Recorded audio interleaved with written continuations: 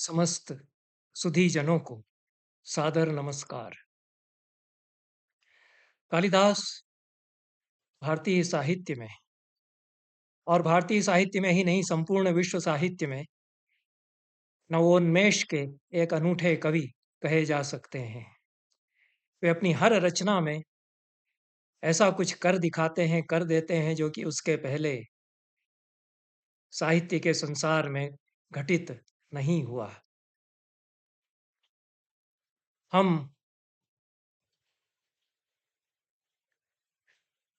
जो कुछ कालिदास के संबंध में सोचते हैं, कालिदास उससे उलटकर कुछ करते हुए कई बार फिर दिखने लगते हैं। हम समझते हैं कि कालिदास भरत मुनि का अनुगमन कर रहे हैं, वे भरत मुनि से कुछ अलग करके दिखा देते हैं। कालिदास साहित्य के सारे परिदृश्य को बदल देते हैं, पुरानी विधाओं के स्थान पर नई विधाएं खड़ी कर देते हैं। वे अपने ही बारे में सारी स्थापित और रूढ़ मान्यताओं को ध्वस्त करते चलते हैं। जब हम यह कहते हैं कि कालिदास प्रेम और श्रृंगार के कवि हैं, तो कालिदास शैव दर्शन की निगूढ़ अवधारणाओं को कविता की भाषा में शिव के साथ सौंदर्य के लोक की सृष्टि करते हुए, उतारते हुए दिखाई पड़ जाते हैं। जब हम उन्हें श्रृंगारी कवि कहने लगते हैं, तो वे रघुवंश जैसे वीर रस प्रधान महाकाव्य के द्वारा हमारी इस मान्यता को चुनौती दे देते हैं। हम उन्हें गंभीर दार्शनिक कवि कहने लग जाते हैं, तो अपने नाटकों और कुमार संभव जैसी रचनाओं में वे हास्य की अनोखी सृष्टि करके एक हंसोड़ कवि के रूप में अपने आप को प्रस्तुत कर देते हैं। कालिदास चुहल करते हैं। हम समझते हैं कि वे तो शिव भक्त हैं, अत्यंत गंभीर हैं, वेदांत की बात कई बार करते हैं। त्वामामनन्ति प्रकृतिम पुरुषार्थ प्रवर्तनीम तद्दर्शिनम उदासीनम त्वामेव पुरुषम विदुः। प्रकृति पुरुष की बात करते हैं, परम पुरुष की बात करते हैं कविता की भाषा में। अत्यंत निगूढ़ शैव दर्शन के सिद्धांतों को उकेर देते हैं कविता के कैनवस पर। जब हम उनको इस रूप में देखने लगते हैं, तो कालिदास हंसते हुए, कुछ ठिठोली करते हुए हमारे सामने आ जाते हैं। शाकुंतल जो उनका नाटक है, अभिज्ञान शाकुंतल, उसका आरंभ पहले अंक में सखियों की चुहल के साथ होता है, उनकी हंसी ठिठोली के साथ होता है। फिर दुष्यंत और शकुंतला के बीच कुछ चुहलबाजी चलती है, कुछ ठिठोली होती है, पर हमको लगने लगता है कि ये तो हंसी ठिठोली का नाटक हो गया है।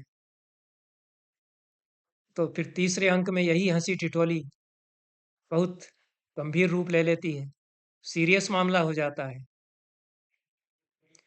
हमको लगता है कि ये तो गंभीर तनाव की बात आ गई है, बहुत तनाव और अंतर्द्वंद हो गया है। पांचवें अंक में तो भयंकर जबरदस्त शिखर पर अपने यह द्वंद्व पहुंचता है शकुंतला और कालिदास के बीच। तब कालिदास मुक्ति के रास्ते पर चले जाते हैं। शकुंतला भी तपस्विनी है। कालिदास अंत में कह देते हैं कि ममापि च क्षपयतु नील लोहिता पुनर्भवम परिगत शक्ति रात्मभूः। यह सब होता रहे, हुआ, हो गया। अब मेरे भी जन्म जन्मांतर के बंधन कटे हैं। जन्म जन्मांतर की वासनाओं की बात करते हैं बीच बीच में, फिर जन्म जन्मांतर के बंधनों के कट जाने की बात करते हैं। हंसी ठिठोली से आरंभ हुआ नाटक पुनर्भव के क्षपण की चर्चा में समाप्त हो जाता है। प्रवर्तताम प्रकृति हिताय पार्थिव सरस्वती श्रुति महती महीयताम, इस संदेश में भी एक पर्यवसान नाटक का होता ही है। सरस्वती राजा प्रकृति के रंजन में हित में लगा रहे, और श्रुति में जो महान है उनकी सरस्वती महीयसी होती रहे। ये जीवन के दो स्तर, और उसके बाद पुनर्भव के क्षपण की बात तीसरा स्तर। आदि भौतिक, आदि दैविक और आध्यात्मिक तीनों स्तरों की बात आ जाती है। तो कहाँ हंसी ठिठोली धीरे धीरे बढ़ते बढ़ते जीवन के परम पुरुषार्थ में परिवसित होती है। इसमें कोई डाइकोटोमी नहीं है। कोई आपस में विभाजक रेखाएं नहीं है। यही हंसी ठिठोली है जो मुक्ति का मार्ग खोज लेती है। इसलिए आचार्य अभिनवगुप्त ने रसभोग के द्वारा रस सिद्धांत में अपने मनुष्य की मुक्ति का एक दर्शन जो खड़ा किया, उसकी भित्ति उन्होंने कालिदास से संकेत लेकर खड़ी की।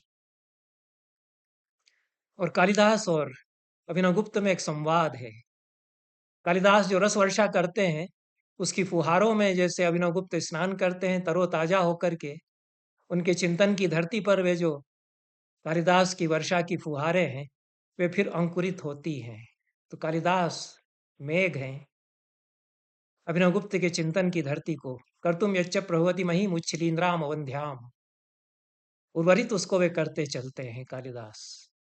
यह संवाद इस तरह का है कि एक वर्षा कर रहा है और दूसरे की धरती अंकुरा रही है। आचार्यों ने जो संवाद बताए हैं, बिंब प्रतिबिंब कल्प आलेख्य प्रख्य और परपुर तुल्य देही सदृश और परपुर प्रवेश सदृश सदृश, ये 4 प्रकार के संवाद कुल मिलाकर के राजशेखर और आनंदवर्धन ने बताए।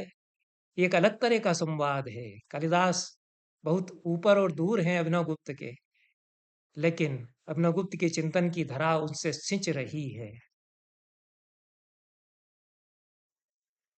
इसके कुछ उदाहरण हम यहाँ ले सकते हैं। समस्त कलाबोध और सौंदर्यानुभूति साक्षात्कार स्वरूप होती है, अभिनवगुप्त यह मानते हैं। संसार में भी हम जिससे प्रेम करते हैं, उसका हम स्मृतियों में साक्षात्कार करते हैं। इस स्मृति साक्षात्कार रूपिणी होती है। कलानुभव में स्मृतियां पिरोई रहती हैं। पूरा का पूरा शाकुंतल स्मृतियों का नाटक है, स्मृतियों का खेल है। कलानुभव में जो मन के संस्कार होते हैं, वे विषयों का साक्षात्कार होने पर उद्बुद्ध हो जाते हैं। उनके उद्बोध में फिर असीम समाया होता है। इस तरह असीम जो उभरता है, वह सीमित और सुस्पष्ट ज्ञान के रूप में नहीं होता है। जिस तरह संसार में आंखों से देखते हुए हम किसी वस्तु का ज्ञान करते हैं, कलानुभूति में उस तरह से उसका सविकल्पक ज्ञान मूलतः नहीं होता। कालिदास यही कहते हैं और अभिनवगुप्त यहाँ से अपने रसानुभूति का सूत्र लेते हैं। अभिज्ञान शाकुंतल के 5वें अंक में दुष्यंत हंसपदी का गीत सुनकर के बेचैन हो जाता है। कहता है कि ऐसा कैसे हुआ कि इस गीत को सुनकर के कुछ विकल में हो गया हूं।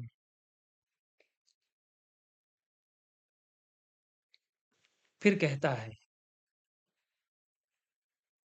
रम्याणि वीक्ष मधुरांश्च निशम्य शब्दान पर्युत्सुकी भवति यत् सुखितोऽपि जंतु। रम्य वस्तुओं को देख करके, मधुर शब्दों को सुन करके भीतर एक अव्यक्त भाव जागता है। कुछ कह नहीं सकते कि क्या भाव है यह। पर्युत्सुकी भवन यह हो जाता है। कुछ बेचैनी, कुछ कौतूहल जागता है भीतर। हम नहीं समझ पाते कि ये क्या हुआ है।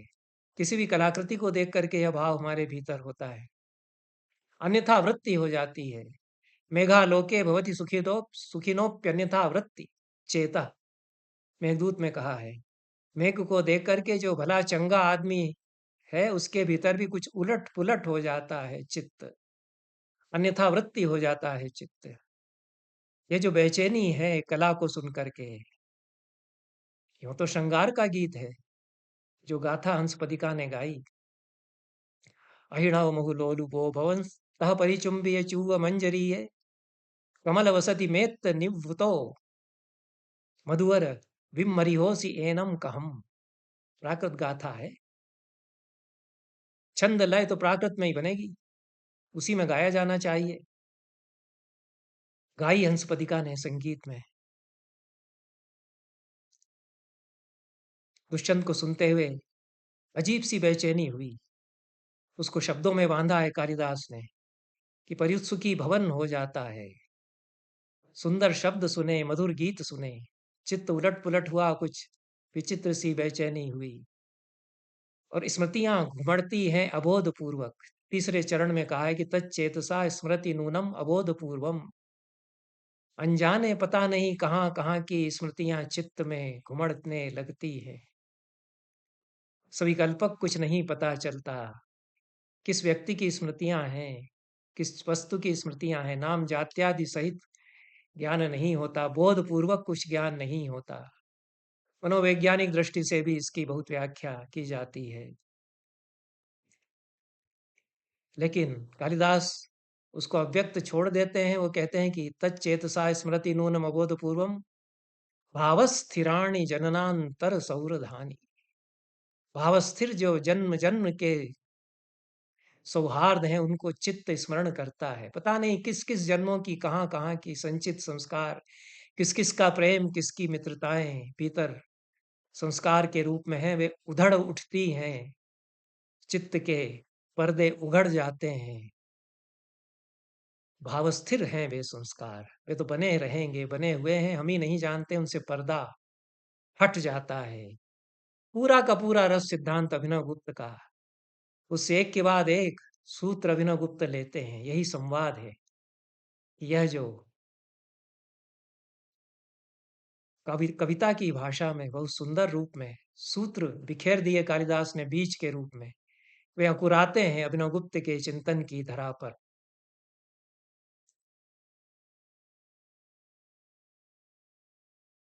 और अभिनव गुप्त इसको उद्धृत करते हैं,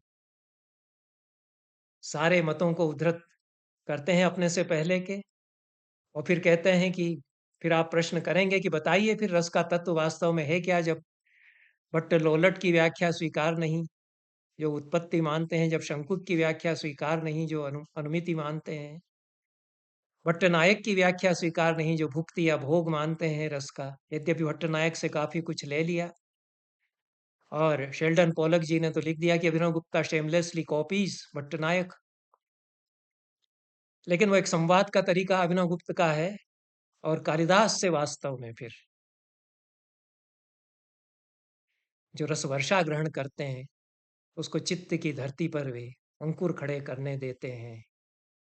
कलानुभूति की व्याख्या इस श्लोक के आधार पर अभिनव गुप्त कहते हैं, इस श्लोक को उद्धृत किया कि रस का तत्व हम बताते हैं, जैसा कि महाकवि कालिदास ने कहा। फिर कहा कि जिस स्मृति की बात महाकवि कर रहे हैं, वह तर्कशास्त्र में प्रसिद्ध स्मृति नहीं है, प्रतिभाना पर पर्याय स्मृति है, वो साक्षात्कार रूपिणी अनुभूति है। प्रतिभान ही जिसका दूसरा नाम है, ऐसी कुछ झलकता है, कौंधता है भीतर। यही शैव दर्शन के आधार पर भी प्रतिभान प्रतिभान यह शब्द शैव शास्त्र में अनुकूलित किया जा सकता है। और ऐसा प्रतिभान अपर पर्याय साक्षात्कार रूपिणी अनुभूति, जो भीतर साक्षात्कार किया जा रहा है, उसका अनुभव यह है। यह साक्षात्कार चित्तवृत्ति में होता है, इसलिए सारे रस चित्तवृत्ति रूप होते हैं। इसलिए ये जो अबोधपूर्वक चित्तवृत्ति उलट पुलट भीतर हो गई है, इसमें रस पीठिका बनी है। यह भरत मुनि के सारे आशय को, जो रस सिद्धांत भरत मुनि ने बताया, उसको खोलते हुए फिर अभिनव गुप्त कहते हैं कि सारे रस चित्तवृत्ति स्वरूप हुआ करते हैं। और जिसको हम वेश कहते हैं, उसको वेश क्यों कहते हैं कि वह चित्तवृत्ति में विद करके और उसको व्याप्त कर देता है। वेशयति व्यापयति चित्तवृत्ति मन्यत्र ज्ञापनतया संक्रमयति इति वेशो विभावानुभावात्मा। विभाव और अनुभाव के रूप में जो वेश हम सामने देख रहे हैं, जो रम्य शब्द सुने, प्रत्यक्ष कानों से सुने या प्रत्यक्ष बोध हुआ नाटक में, विभाव अनुभाव वगैरह सामने देखे, लेकिन ये जो वेश है इनका, विभाव अनुभव किसी वेश के रूप में सामने आ रहे हैं, लेकिन वो चित्त वृत्ति को आवेष्टित कर लेते हैं, इसलिए वेश वे होते हैं। अपने आप में भौतिक जगत में जिस रूप में है, उस रूप में वे वेश नहीं है। चित्त वृत्ति को व्याप्त करने के कारण वेश को वेश कहते हैं। विभाव अनुभाव इसीलिए वेश हैं। नाटक में शब्द, जो लोकनाट्य में भी वेश धरना, वेश शब्द आता है, गुजराती लोकनाट्यों में वेश कहते हैं। जितने लोकनाट्य हैं सभी में कहते हैं कि वेश धर रहे हैं। अभिनवगुप्त की वेश की व्याख्या यह है कि जो वेश धारण करके आया है, वो हमारे चित्त में आवेष्टित होकर के और संस्कारों को जगा देता है, सुप्त प्रसुप्त संस्कारों को जगा देता है। यही कालिदास का सूत्र फिर विशेष रूप में सिद्धांत बन करके अंकुरित हो जाता है स्थायी भाव को वेष्टित करने के कारण व्यभिचारी को भी वेश कहा जाता है। इस प्रकार से भीतर जो चेतना है, वही चित्तवृत्ति के रूप में उलट-पुलट होती है, जो भी हम नाटक, काव्य देखते हैं, सुनते हैं। मैंने बात की कि अभिनवगुप्त कालिदास से सूत्र लेते हैं। शाकुंतल से उन्होंने यह एक सूत्र लिया, पर जैसा हमने कहा कि शाकुंतल का तो आरंभ हँसी-ठिठोली से होता है। इस पर आगे कभी चर्चा करेंगे कि कालिदास किस तरह से हँसी-ठिठोली करते हैं। कालिदास एक चुहल के कवि भी हैं और उस चुहल को वे आगे ले जाते बहुत गंभीर रूप उसके खड़े कर देते हैं और मुक्ति की कामना फिर उससे निकलती है। हास्य मुक्ति में परिवर्तित हो जाता है। अभिनवगुप्त हास्य रस का एक दर्शन खड़ा करते हैं और उसमें वे कहते हैं कि हास्य रस मुक्त कर देता है। हास्य रस से मुक्ति हो जाती है। परम पुरुषार्थ जो मोक्ष है, वह हास्य रस से भी प्राप्त होता है। वीभत्स रस से तो प्राप्त होगा ही होगा। यह तो अभिनवगुप्त बहुत तार्किक दृष्टि से सिद्ध करते ही हैं कि क्षोभज और उद्वेगी 2 प्रकार का वीभत्स रस है। क्षोभज जो है शुद्ध है और उद्वेगी उद्वेगी शुद्ध नहीं होता। जो हमारे चित्त में क्षोभ हुआ है, क्षुब्ध हो उठा है चित्त, उसके कारण शम की ओर प्रवृत्ति होती है। पूरा महाभारत क्षुब्ध करता है और अंततः शम में परिवर्तित होता है। इसलिए महाभारत महाभारत शांत रस का काव्य बनता है हमारे आचार्यों की दृष्टि में। तो वीभत्स रस जो सारे जीवन के वीभत्स का निरूपण महाभारत में है, घोर भयावह जो नरसंहार हुआ, विनाश हुआ, उसका चित्रण, जीवन श्मशान बन गया, जगत श्मशान बन गया, उसका चित्रण, यह सारा वीभत्स अंततः क्षुब्ध करता है और फिर शांति शांति शांति की पुकार और उसकी खोज में उसकी प्राप्ति में पर्यवसित होता है। हास्य रस विभत्स की तरह मुक्त कर देता है अंततः। कोई भी रस तभी रस होगा जब पुरुषार्थ की प्राप्ति कराएगा। पुरुषार्थ 4 होते हैं। एक पुरुषार्थ यदि होगा तो शेष पुरुषार्थ उसके साथ आएँगे ही नहीं, तो वह पुरुषार्थ भी सिद्ध नहीं होगा। कोई एक पुरुषार्थ अकेला नहीं आता, कोई एक रस अच्छी कविता में अकेला कभी नहीं आता। यह तो भरतमुनि कहते हैं, नहीं एक रसजम काव्यम कवि करोति। एक रस वाला काव्य कोई अच्छा कवि नहीं बनाता। हर अच्छी कविता में कई रस आते हैं, हर महान कविता में सब पुरुषार्थ भिद जाते हैं और हास्य रस यदि आएगा तो शेष रस किसी न किसी रूप में रहेंगे और सारे पुरुषार्थ खींच करके आएंगे। इसको कैसे अभिनवगुप्त कालिदास से ही प्रेरणा या सूत्र लिए, हो सकता है अनजाने में ही आ गए हों कालिदास से, जान करके आए हों, लेकिन आए तो हैं। अभिनवगुप्त कहते हैं कि स्थायी भाव 2 प्रकार के होते हैं, सुखात्मक और दुःखात्मक। कुछ स्थायी भाव सुखात्मक हैं, सुख स्वरूप हैं, कुछ स्थायी भाव दुःखात्मक हैं। जब कुछ स्थायी भावों को हम सुखात्मक कहते हैं, तो यह नहीं मानना चाहिए कि इनमें दुःखानुवेद नहीं है। दुःख इनके भीतर बिधा बिधा हुआ नहीं है, पिरोया हुआ नहीं है, ऐसा नहीं मानना चाहिए। कुछ स्थायी भाव दुःखात्मक हैं, तो यह नहीं मानना चाहिए कि सुख इनके भीतर कहीं न कहीं से नहीं घुस कर के बैठा हुआ है। मिश्रीकृत क्रमो रसो वर्तते भवभूति कहते हैं। भवभूति तो महापंडित, महाज्ञानी, महान दार्शनिक और उतने ही महान कवि भी हैं। रस मिश्रीकृत क्रम हो गया है ऐसा कहते हैं। पर प्राधान्य के आधार पर निर्णय करते हैं तो हम कह सकते हैं कि रति, जैसा अभिनवगुप्त कहते हैं, हम नहीं कह सकते। रति, हास, उत्साह, विस्मय ये 4 स्थायी भाव सुखद स्वरूप होते हैं और क्रोध, भय, शोक, जुगुप्सा ये 4 दुःखात्मक होते हैं। ये सुखात्मकता और दुःखात्मकता भी इन भावों में सुख और दुःख की प्रधानता के आधार पर ही मानी जाएगी, ऐसा अभिनवगुप्त कहते हैं। इसलिए ऐसा नहीं कह सकते हैं कि रति, हास, उत्साह और विस्मय ये जो सुखात्मक स्थायी भाव हैं, इनमें दुःख नहीं जुड़ता कभी। और ऐसा भी नहीं है कि क्रोध, भय, शोक और जुगुप्सा के साथ सुख सम्मिलित न हो जाता हो। श्रृंगार रस का उदाहरण लीजिए, सुखात्मक कह दिया गया श्रृंगार रस के स्थायी भाव रति को, लेकिन सुख ही सुख रहेगा श्रृंगार रस में, ऐसा तो है नहीं। रति के अनुभव में मनुष्य विषय के प्रति उन्मुख रहता है, विषय की कामना करता है। अभिनवगुप्त अपनी दार्शनिक भाषा में समझाते हैं कि श्रृंगार रस में विषय की कामना, जो भी आलंबन है, आश्रय उसकी कामना करता है, जो भी नायक है वह नायिका की कामना करता है, विषय की कामना रहती है। इस कामना में उपाय भीरुता और उपाय विकलता आ जुड़ जाती है। क्या उपाय करूं? उपाय भीरुता रहती है, उपाय विकलता आ जाती है। प्रिया से मिलन की चिंताएं सम्मिलित हो जाती हैं।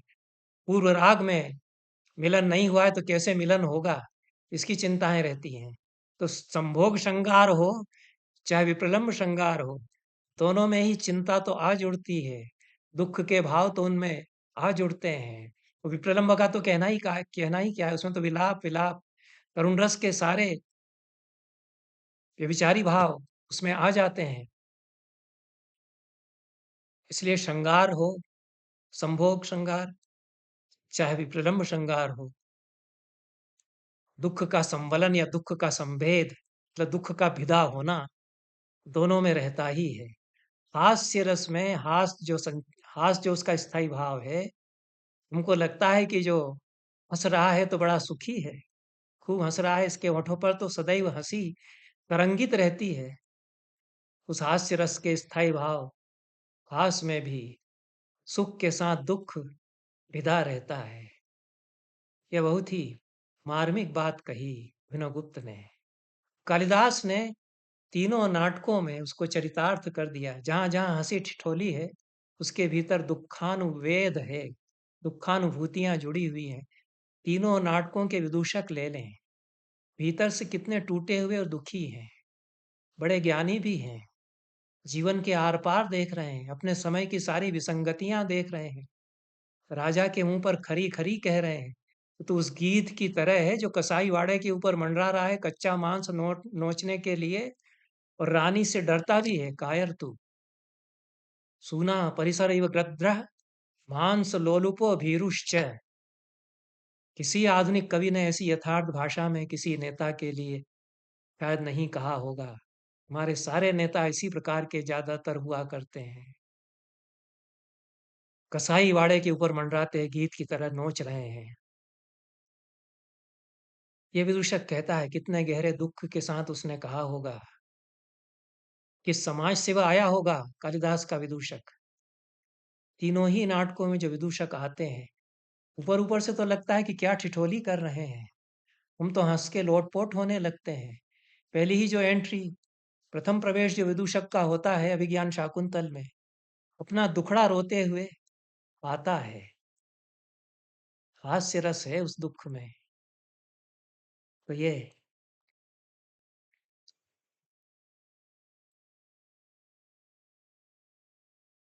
कालिदास ने करके दिखा दिया, जो अभिनवगुप्त कहते हैं फिर अपनी दार्शनिक भाषा में।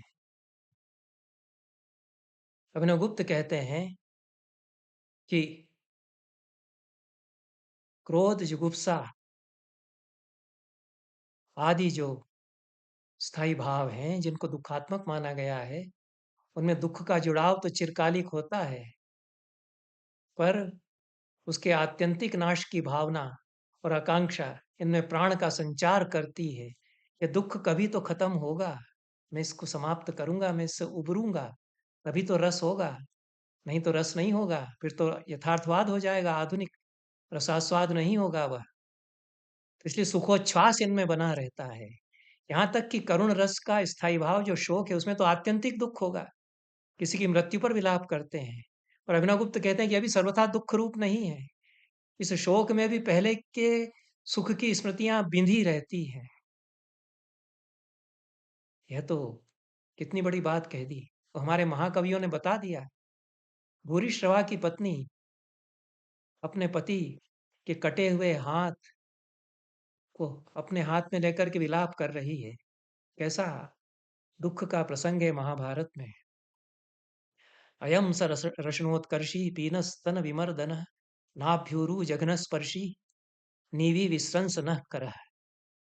एक के बाद एक शब्द में सुखोच्छ्वास है, हर एक शब्द में सुखोच्छ्वास है। कटा हुआ हाथ अपने पति का, जिसके की लाश का पता नहीं चला है, कहाँ गई, कहाँ बिला गई होगी, मिली कि नहीं। महाभारत में यह प्रसंग आता है या नहीं कि उसकी शव उसका भूरिश्रवा का मिल गया था और उसका विधिवत संस्कार किया गया। उसका तो कटे हुए हाथ से देख करके उसमें कंगन पहचान लेती है, उसको उठा करके विलाप कर रही है, लेकिन कहती है ये वही हाथ है जो कभी मेरे वक्षस्थल पर फिरता था, नाभि पर फिरता था, जघन का स्पर्श करता था। सारे सुखोच्छ्वास हैं इसमें, स्मृतियों के द्वारा आते हैं, स्मृतियों के द्वारा सुख विधा हुआ है इस करुण रस में भी। इसलिए सारे शोक के बीच गोंदती हैं बीच बीच में सुख की स्मृतियां। कालिदास ने चरितार्थ कर दिया है जो अभिनवगुप्त ने बाद में कहा 4-5 शताब्दी बाद, या मेरे अनुसार तो 10 शताब्दी बाद। रघुवंश में रावण वध के पश्चात राम सीता के साथ अयोध्या लौट करके आए हैं। वे जिन भवनों में रहते हैं उनमें भित्तियों पर उन्होंने चित्र बनवा दिए राम ने। भभूति ने चित्रवीथी का प्रसंग उत्तर रामचरित में यहीं से लिया। तो चित्र राम के जीवन की पिछली घटनाओं पर आधारित हैं। पूरी रामायण उन्होंने बनवा ली अपने महल में कि देखें, समय होगा तो जैसे एल्बम उलट पलट करके आजकल देखते हैं। अब तो समय वो भी नहीं रहा, इतना भी नहीं मिल पाता, लेकिन बचपन के यादें ताज़ा करने के लिए एल्बम उठा करके देखते हैं। तो राम और सीता उन महलों में जाते हैं जहाँ पर दीवारों पर उनके जीवन के पिछली घटनाओं के चित्र बने हुए हैं। अपने जीवन के पिछले दिनों को याद करते हैं। बीते दिनों के चित्रों के माध्यम से दुख भरी स्मृतियां सुखकर हो जाती हैं। अब तो सुख के दिन हैं, चित्रों को देखते हैं तो दुख होता है। सीता हरण का दृश्य, पिता की मृत्यु का दृश्य, सारे करुण रस के, वो करुण रस भी सुखोच्छ्वास करने लगता है कि अब वो दिन बीत गए, दुख के दिन बीत गए भैया, सुख भरा दिन आ गया है। तयोर्यथा प्रार्थितमिन्द्रियार्थान् आसेदुषो सद्मसु चित्रवत्सु प्राप्तानि दुःखान्यपि दण्डकेषु संचिन्त्यमानानि सुखान्यभूवन्। यथा प्रार्थित इंद्रियार्थ सामने हैं। अभिनवगुप्त कहते हैं कि विषय सामने होते हैं और विषय संयोग श्रृंगार में भी उपाय भीरुता और उपाय विकलता के कारण दुखानुवेद हो जाता है। अब वह विषय हमें मिलेंगे कि नहीं मिलेंगे, कब मिलेंगे, यह उत्सुकता, चिंता, बेचैनी होने लगती है। उनको तो यथा प्रार्थित इंद्रियार्थ सामने हैं और फिर उन चित्रों को देख रहे हैं, उनमें सारे विषय सामने हैं, उनमें दुख के दृश्य देख रहे हैं। दुख के दृश्य भी भीतर संचिंत्यमान होकर के सुख हो जाते हैं। यह जो शाकुंतल में कहा है कि चित्त में सारी चित्तवृत्तियां उलट पुलट हो जाती हैं और अबोध पूर्वक पता नहीं क्या क्या स्मृतियां घुमड़ती हैं, तो उन्हीं दुख के दृश्यों को देख करके और भीतर पता नहीं क्या क्या उलट पुलट होती है कि वे सुख रूप में ढलने लगते हैं। यह कालिदास कहते हैं। यह सारा अभिनवगुप्त अपने सिद्धांत में, अपने विवेचन में तार्किक दृष्टि से उपपन्न करके बताते हैं। जिसको कविता में चरितार्थ करके दिखाया कालिदास ने, उसको तर्क के द्वारा उपपत्ति करके उसकी अभिनवगुप्त ने बताई। यह महान दार्शनिक और महान कवि के बीच का संवाद है। लेकिन यह दार्शनिक जो है परम रसिक, परम सहृदय, वो स्वयं महान कवि है, बहुत बड़े कवि अभिनवगुप्त भी हैं वैसे ही। तो यह हास्यरस की बात पर फिर हम लौटते हैं। अभिनवगुप्त ने कहा कि हास्यरस भी शांत में परिवसित हो जाता है, क्योंकि जैसा भरत मुनि ने कहा कि आत्मस्थ और परस्थ दो प्रकार का हास्य होता है। 6 भेद बताए उन्होंने हास्य के, स्मित, विहसित, अति हसित इत्यादि। ठहाका मारकर हंसना, कुछ थोड़ा सा मुस्कुराना, कुछ ज्यादा मुस्कुराना, ये 6 भेद तो अलग हुए। ये तो अनुभवों की दृष्टि से है, लेकिन कहाँ है भीतर, किसके भीतर रस है और किसको देख कर के रस आ रहा है हास्य, इसके आधार पर दो प्रकार के होंगे, आत्मस्थ और परस्थ। अपने ऊपर यदि हंसता है, खुद के ऊपर फक्कड़ की तरह हंसता है, तो मुक्त हो जाता है, परमहंस होता है। कोई अघोरी ही हंसता है अपने भीतर, कालिदास अपने भीतर हंस सकते हैं। मेरे भीतर रहता है एक प्रसन्न चित्त मूर्ख, हंस हंस कर मदमत्त हुआ जाता है कि जगत स्वायत्त हुआ जाता है। मुक्तिबोध कहते हैं, अपने भीतर के प्रसन्न चित्त मूर्ख को देख करके स्वयं उसके ऊपर हंसते हैं, अपने ऊपर हंसता है। कोई परमहंस हंस सकता है, विदूषक अपने ऊपर हंसता है, इसलिए उसका तो हास्य जो है आत्मस्थ है। दूसरों पर भी खूब हंसता है, दूसरों की हंसी उड़ाता है, जिस राजा का मित्र है उसकी भी खूब हंसी उड़ाता है। अंततः है तो नौकर ही, इस अपनी विडंबना को जानता है कि चाकरी है मेरी विदूषक की, यह दुख तो उसके भीतर है ही। कालिदास ने तो बहुत मार्मिक शब्दों में कहलवा दिया है विदूषक के मुंह से कि चाकर ही हूं मैं। उस पर मालविकाग्निमित्रम पर जब चर्चा करेंगे तो बात करूंगा। अभी तो शाकुंतल की चर्चा से आरंभ हुआ था कि अभिनवगुप्त कैसे विज्ञान शाकुंतल के कुछ वाक्यों से सूत्र बीज लेकर के उस उनको अंकुरित करवाते हैं अपने चिंतन की धरा पर, उनकी खेती करके उनको अंकुरित कर देते हैं। अभिनवगुप्त कहते हैं कि हास्य में दुख का जो बोध छिपा रहता है, इस दुखानुवेद के कारण हास्य रस भी शांति की खोज की ओर ले जाता है। और विदूषक के द्वारा कालिदास इसको चरितार्थ करते हैं। शाकुंतल में मैंने कहा कि पहली बार ही जो विदूषक आता है, पहले अंक में इतना सब कुछ हो गया, हंसी ठिठोली हुई, फिर कोई हाथी एकदम से सर्राता हुआ तपोवन की ओर बढ़ा चला जा रहा है, भगदड़ मच गई है, सारे तपोवन में लोग भाग रहे हैं, पीछे से चिल्ला रहे हैं तपस्वी लोग कि इधर उधर मत जाना। एक हाथी पागल होकर के भाग गया क्योंकि राजा की सैनिकों को देख करके भड़क गया है। अभी तक तपोवन में सब शांत रहते थे, जीव जंतु कोई इस तरह का विघ्न नहीं करते थे, लेकिन ये जो शहर के लोग आ गए, इनकी वजह से कोहराम मच गया है। हाथी जो है भागता हुआ अपने आपको बचाने के लिए इन सैनिकों से इसी तरफ चला आ रहा आश्रम में। घबरा जाती हैं अनसुईया, प्रियंवदा और शकुंतला। दुष्यंत से जल्दी में हड़बड़ी में विदा मांगती हैं कि क्षमा कीजिए, आपका कोई सत्कार नहीं कर सके, हम लोग भीतर जाते हैं क्योंकि हाथी इस तरफ न कहीं चला है।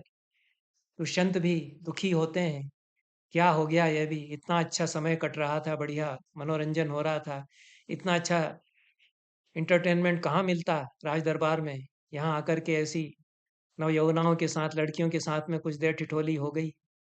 वो सब बर्बाद कर दिया जो सैनिक आ गए हस्तिनापुर से पीछे पीछे खोजते हुए। इसमें पहला अंक खत्म हुआ। उसके बाद तुरंत दूसरे अंक में विदूषक प्रवेश करता है, कहता है भोः कष्टम, कितना कष्ट है, एतस्य मृगयाशीलस्य राज्ञो वयस्य भावेन निर्विण्णोऽस्मि। मैं तो उकता गया इस राजा के मृगयाशील स्वभाव से। सब कह दिया कालिदास ने विदूषक के इस वाक्य में कि आखेट का नाटक बन गया है यहाँ से। दुष्यंत जो है मृगयाशील है, मृगया विहारी है, हंटिंग का उसके भीतर भाव है, शिकारी वृत्ति उसके भीतर है, शिकार करना चाह रहा है, आगे चल के और शिकार करेगा आश्रम की भोली भाली किसी सुकुमार कन्या का। इस पर भी खूब भक्ति कसता है राजा के ऊपर विदूषक की। खूब पिंड खजूर खा खा करके आश वहाँ नगर में अघा गए थे, तो यहाँ थोड़ा इमली खाने की इच्छा तुम्हें हुई है, इस तरह इसलिए उसकी तरफ तुम पेंग भर रहे हो, अपने प्रीति की पेंग बढ़ा रहे हो, ऐसा वो कह देता है। पिंडी खर्जूरैरुद्वेजितस्य यथा चिंतिण्याम अभिलाषः। खूब पिंड खजूर खा खा करके अघा जाए कोई तो थोड़ा इमली चाटने की इच्छा होती है, वैसे ही शकुंतला के लिए तुम्हारी इच्छा है, उस आश्रम की भोली भाली कन्या के लिए, उस कुमार सुंदरी के लिए तुम्हारी इच्छा ऐसी ही है। ऐसा क्या टांट उलाहना कसता है, करता है। लेकिन यहाँ तो दुख, नाटक देखने वाले हंसते हैं विदूषक का अभिनय देख करके, लेकिन उसके चित्त में तो कालिदास कहते हैं कि दुख ही है कि हम तो बहुत उकता गए इसके शिकारी पने से। और जंगल में इधर हिरण देखो, इधर वराह है, इधर शार्दूल है, गर्मी का समय, खूब तेज घाम है और हम भाग रहे हैं इसके पीछे पीछे। आहिंड्यते अटवी तो अटवी। ये तो एक सामान्य आदमी का कैसा दुख है। राजा तो रथ पर सवार हो गए, उनके ऊपर तो छत्र तना हुआ है, उनको तो धूप नहीं लग रही है। बाकी सारे सैनिक हैं, वो हाथी घोड़ों पर हो सकते हैं और भाग रहे हैं, उसमें ये भी धूप में, खुली धूप में, पता नहीं पैदल हैं कि घोड़े पर हैं। हो सकता है कि पैदल भाग रहे हों क्योंकि जो घेरा डालने वाले हैं, वो तो पैदल घेरा डालते हैं, घेरा डालने वालों को पहले छोड़ दिया गया है। तो हो सकता है कि घेरा डालने वालों के साथ राजा ने विदूषक को भेज दिया होगा कि चले जाओ तुम भी ज़रा घेरा डालने वालों को देखो उनके साथ। अब दोपहर में, घाम में, जंगल में ये पैदल घूम रहा है या जैसे भी भटक रहा है इधर से उधर। ये सारे दुःख अपने बयान करता है कि पहाड़ी नदियों का पानी पी पी रहा है, भोजन ठीक से मिलता नहीं है। जहाँ जो हुआ, जिस पशु का शिकार किया उसी को भाले पे उसका टाँग करके और आग के सामने रख कर के पका लिया, उसी को खा लिया। वही खाना पड़ रहा है। चटक गए जोड़ शरीर के, तुरगानुधावन स्कंडित संधे रात्रौ अपि निकामं शयितव्यं नास्ति। यहाँ तो कह दिया कि घोड़ों के पीछे-पीछे दौड़ रहा हूँ, दौड़-भाग इस तरह से पैदल करना पड़ रही है। घोड़े के पीछे-पीछे दौड़ते चटक गए जोड़ सारे सारे शरीर के, खंडित संधि वाला यह शरीर है और दुखते हैं रात को तो रात को भी नींद नहीं आती। और ये जो घेरा डालने वाले होते हैं वो अंधेरा हुआ, अंधेरा है, भोर हुई नहीं है कि जगा देते हैं चिल्ला के कि चलो घेरा डालने। महत्य प्रत्युषे दास्या पुत्रैः शकुनि लुब्ध के वनग्रहण कोलाहलेन प्रतिबोधितोऽस्मि। इन नालायक दासी पुत्र जो शकुनी लुब्धक बहेलिये हैं, ये घेराव के लिए चीख पुकार मचाने लगते हैं कि चलो घेरा डालना है, घेराव करना है। वो जगा देते हैं और फिर ये सब और भी दुःख की बात। शकुंतला का वर्णन कर दिया है राजा ने उसके सामने। कहता है ततो गंडस्योपरि पिंड का समृद्धः, पिट का समृद्धः, यह भी पाठ है। यह फोड़े में फुंसी निकल आई, जले पर और नमक छिड़क दिया गया। हालांकि गलत मुहावरा है। कोड़ में खाज हुई, ऐसा भी एक खराब मुहावरा है। संस्कृत में गंडस्योपरि पिट का समृद्धः यह मुहावरा है। यह फोड़े में फुंसी निकल आई है कि हम लोग तो पीछे छूट गए और राजा जी पहुंच गए वहां आश्रम के भीतर। उन्होंने तापस कन्या शकुंतला को देख लिया। भाग फूटे थे हमारे कि नजर पड़ गई उनका, उनकी उस कन्या पर। अब ये रम गए यहीं पर, यहाँ से जाने की बात ही नहीं कर रहे हैं। ऐसे रमे हुए उन लड़कियों के बीच जा करके हंसी टिटोली करने के लिए। ये सारा दुख वह बताता है। यह एक पीड़ा विदूषक के भीतर है। पीड़ा तो सचमुच की है। भले ही इसका अभिनय जिस प्रकार से कराया जाएगा मंच पर, उसको देख करके दर्शक हंसेंगे, पर यह दुख विदूषक के भीतर है। यह दुख कई बार फूटता है और शाकुंतल का विदूषक तो फिर निर्विण्ण हो जाता है। उसको कुछ लेना देना नहीं है। बाद में 5वें अंक में जब आता है तो इस सब से जैसे निवृत्त सा हो गया है, ये हम देखते हैं। तो कदाचित कालिदास ने संकेत कर दिया है कि निवृत्त निवृत्ति की ओर जा रहा है विदूषक, इस सब से अलग हो रहा है, क्योंकि यहाँ से निवृत्त हो ही जाता है। राजा उसको भेज देते हैं कि तुम चले जाओ। यहाँ तो राजा कह देते हैं कि युवराज की तरह तुमको भेज रहा हूँ, यहाँ से चले जाओ, सारी सब खोज पलटन लेकर के चले जाओ, क्योंकि माँ के उपवास में मेरे स्थान पर मेरे छोटे भाई की तरह तुम ही पहुँच जाओ, ऐसा उस कह कर के उसको भेज देता है। जहाँ नौकर की तरह नचाना है, वहाँ नचा भी लेते हैं कि घेरा डालने वालों के साथ जाओ, दौड़ो। तो ये जो दुःख विदूषक का है, इस सब से ऊब करके कदाचित वह अंततः विरक्त ही हो जाता है, क्योंकि 5वें अंक में जो विदूषक हम देखते हैं, वह बहुत उद्विग्न होकर के अंततः उससे मुक्त होता है। मातली उसको बहुत सताता है। कारण ही यह भी बहुत ही साभिप्राय पूरा प्रसंग है। इसका कोई उत्तर न तो मातली के पास संतोषजनक है और न दुष्यंत इस पर कोई सफाई देते हैं, न क्षमा याचना विदूषक से करते हैं। उसको गर्दन में पकड़ करके दबोच लिया, मातली ने बुरी तरह से उसकी गर्दन दबा रहे हैं, प्राण निकले जा रहे हैं, विदूषक चिल्ला रहा है। ऐसी पीड़ाओं से विदूषक गुजरता है, जो कि हास्य रस का सबसे बड़ा पात्र यहाँ पर है। तो कालिदास ने यह बता दिया कि हास्य रस में दुःखानुवेद किस प्रकार से होता है। इतना दुःख जो लोगों को हँसाते-हँसाते झेलेगा, तो अंततः वह कहीं न कहीं से मुक्त हो ही जाएगा। यह अभिनवगुप्त फिर हास्य रस से मुक्ति का सिद्धांत गढ़ते हैं और हास्य किस प्रकार से मुक्त करता है, क्योंकि विदूषक भी परमहंस ही हो जाता है। अंततः अपने ऊपर हँसते हुए, लोगों के जो पाखंड हैं, उनका उद्घाटन करते हुए, वह जिस तरह से कबीर होते हैं, परमहंस होते हैं, उस तरह से हो जाता है। तो यह कालिदास के दर्शन को महाकवि के काव्य में जो हास्य है, उसको अभिनवगुप्त ने सिद्धांत में बता दिया। यह अभिनवगुप्त और कालिदास के बीच का संवाद है। पर कालिदास और अभिनवगुप्त के बीच का जो संवाद है, वह अटूट संवाद एक तरह से है और आगे भी चलता है, उस पर यथासंभव चर्चा करेंगे। पर आज जो चर्चा आरंभ हुई है, उसमें मैंने यह कहना चाहा कि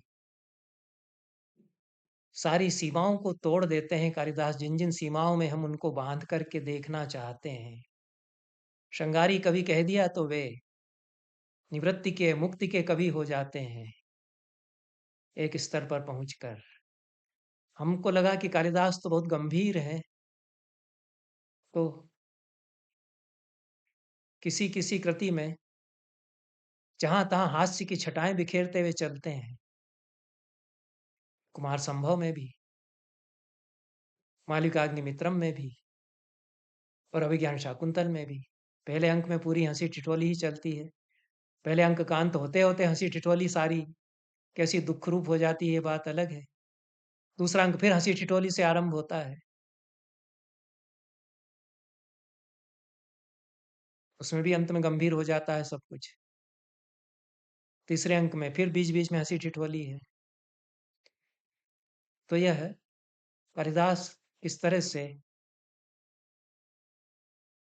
एक चुहल करते हैं, उस चुहल के कितने आयाम खोलते हैं, इस पर मैं आगे चर्चा करूँगा। आज की चर्चा यहीं तक रहने देते हैं। सभी को बहुत-बहुत धन्यवाद। नमस्कार।